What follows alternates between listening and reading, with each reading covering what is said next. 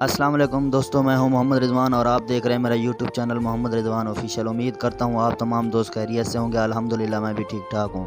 میرے چینل پر آنے والے تمام دوستوں کو دل کی اتہ گہرائیوں سے خوش آمدید کہتا ہوں اور تمام دوستوں سے یہی گزارش کرتا ہوں کہ میری ویڈیو کے ساتھ ساتھ رہنا ہے۔ جیسا کہ آپ ویڈیو میں دیکھ رہے ہیں، ہم مکہ مکرمہ میں موجود ہیں۔ اس چینل کا بنانے کا مقصد بھی یہی ہے کہ خود بھی زیارت کروں اور تمام دوستوں کو بھی مکہ مکرمہ، مدینہ منورہ اور باقی جو بھی زیارات ہیں وہ کروا سکوں۔